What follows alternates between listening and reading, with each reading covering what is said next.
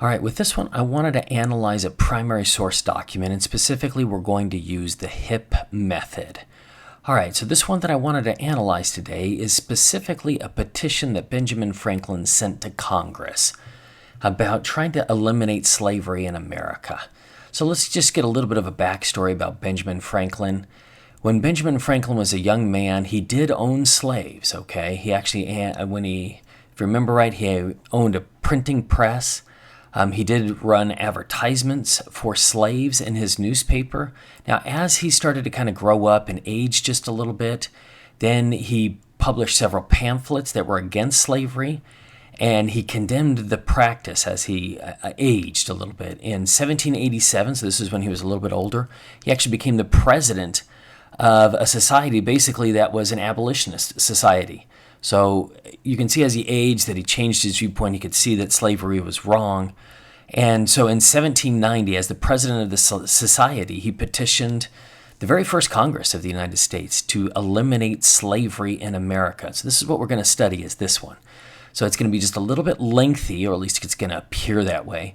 But we're going to actually read this, and then we're going to study it and analyze it, okay? So here is this, if you want to push pause and just read it and kind of analyze it yourself. I've highlighted a couple portions here, but I'll read it to you. Okay. They have observed with great satisfaction that many important and salutary powers are vested in you for promoting the welfare and securing the blessings of liberty to the people of the United States, and as they conceive that these blessings ought rightfully be administered without distinction of color, very interesting there, to all descriptions of people, so they indulge themselves in the pleasing expectation that nothing which can be done for the relief of the unhappy objects of their care wilt be either omitted or delayed, from a persuasion that equal liberty was originally the portion and is still the birthright of all men, and influenced by the strong ties of humanity and principles of their institution, your memorialists conceive themselves bound to use all justifiable endeavors to loosen the bands of slavery. So you're seeing here, he's talking about without distinction of color, he's talking about loosening the bands of slavery, and promote a general enjoyment of the blessings of freedom. Under these impressions, they earnestly entreat your serious attention to the subject of slavery, that you will be pleased to countenance the restoration of liberty to these unhappy men, who alone in this land of freedom are degraded into perpetual bondage, and who, amidst the general joy of surrounding freemen, are groaning in servile subjection, that you will devise means for removing this inconsistency from the character of the American people, that you will promote mercy and justice toward this distressed race, and that you will step to the very verge of the powers vested in you for discouraging every species of traffic in the persons of our fellow men. So this is an excerpt of this petition that was sent. Obviously, he was the president, so this was the one that he signed. Benjamin Franklin did.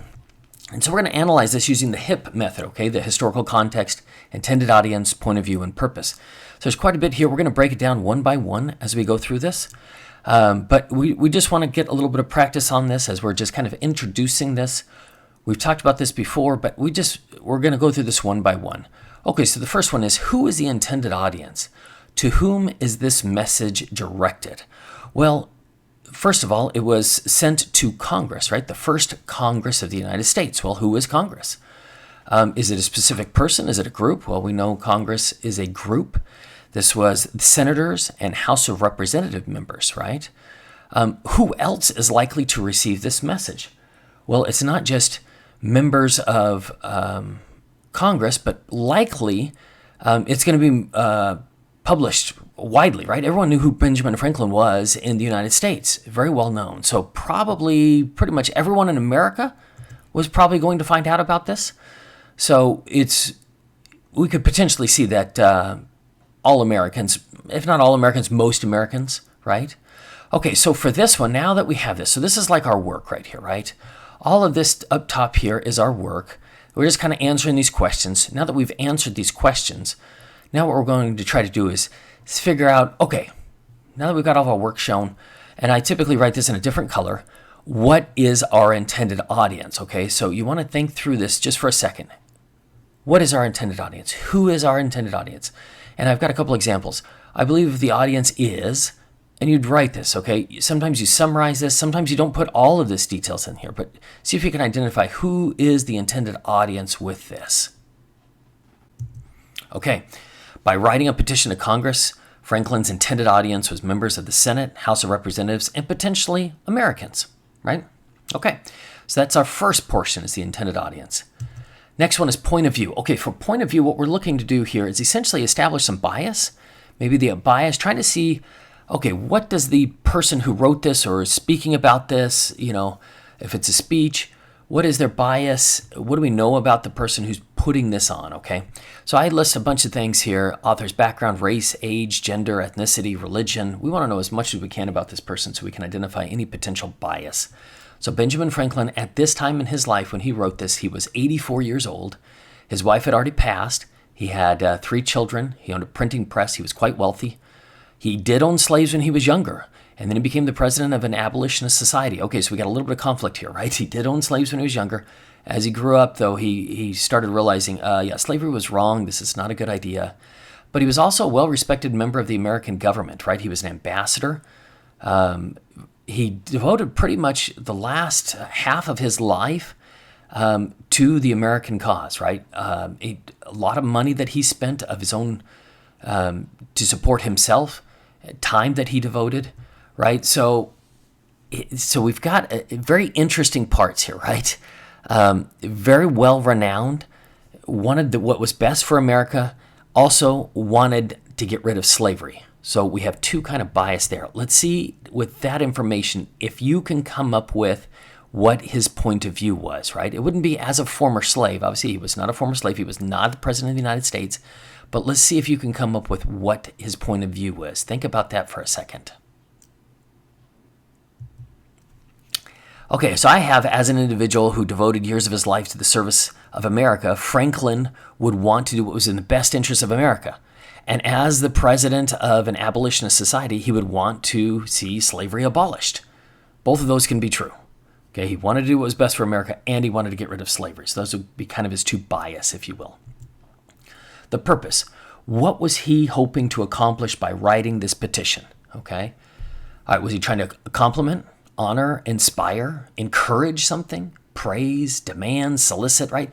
You kind of go through this and go, which one was he really trying to do on this one? And again, I'm just kind of showing my work here. I'm just trying to say, okay, which one of these was he trying to do here? And I put down that he was trying to encourage. Now, maybe you chose something else, right? Maybe he was trying to inspire. Maybe he was trying to demand. One of those would probably work as well. But I just put he was trying to encourage the Congress to pass a law to make slavery illegal. Okay, why did the author create this source? Well, he's trying to get rid of slavery. What was the motivation? He was a president of an abolitionist society, right? Was it meant to entertain? Not really. Was it a call to action piece? I would say it was probably, it was a call to action piece. Yeah, definitely. He was calling Congress to action. He wanted to get rid of slavery. Okay, so with this information, let's see if you can kind of come up with something. I've got a couple starters here for you. The author was hoping to, the artist, right? He's not an artist in this case. The author wrote this speech. It's not a speech, but so see if you can come up with something here. What was the purpose of this petition? Okay, see if you can think about that for a second and come up with the purpose. Yeah, the author wanted to convince lawmakers in the United States to pass a law to end the practice of slavery. Something along those lines, Okay, and then the last part here is the historical context. Okay, so when he wrote this piece, what was going on? What was going on in the world? What had just happened? And what has been going on for a very long time? And we're talking about specifically in the United States, right? Because he's petitioning Congress. This is Congress of the United States. Okay, so when was a source created? And we've got a date on that source. The date was February 15th, 1790. And if we're thinking back, Franklin passed away shortly after this. It was within like 2 months, roughly. of this. So this was a big last act of his before he passed away. Okay, what had just happened? We have to kind of think, what had just happened? This is 1790. So the Revolutionary War had ended not too long before this, maybe a decade-ish, not quite before this. We've got the Constitution was just passed and ratified in the United States. That had just happened. What had been happening for a long time? Well, the United States is a new country. What's been happening for a long time? Well, slavery was a part of the United States for a long time, right? Slavery had been there for over 100 years, so that was a part of it. How did that influence this, right? Well, slavery had been around for 100 years, and at this point, several people, especially in the northern United States, and he was a part of the northern United States, right? He was in Pennsylvania at the time. So people in the north of the United States were starting to kind of grow weary of slavery, and they're starting to go, well, this isn't a good idea. So how might that have influenced the fact that he wrote this petition? Okay, so the author might have been influenced by, that might be a good way to start it, something along those lines. See if you can come up with a historical context here. And when we do the historical context, we don't want to put in what the purpose was, but just a historical context of when he wrote this petition.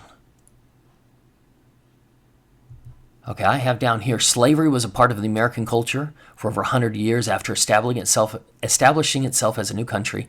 Many Americans wanted to eliminate the practice of slavery. Franklin may have been influenced by this movement. Notice how I didn't put in the purpose. Obviously, he wanted to eliminate slavery, but this is just a historical context before he wrote this, or as he wrote this petition to Congress, okay? So anyway, that's how we're going to analyze this, and that really kind of puts this document into context. Now we know a lot more information about this document. Now we're still going to need to analyze the document itself, but this kind of just tells us where any bias might be throughout this document. So then we can kind of go, oh, okay, now we kind of know with a little more clarity who created it, and if there's any real big bias throughout it, and when it was created, why it was created, that kind of thing, okay? And of course, here are our references. Here's where I got this information from.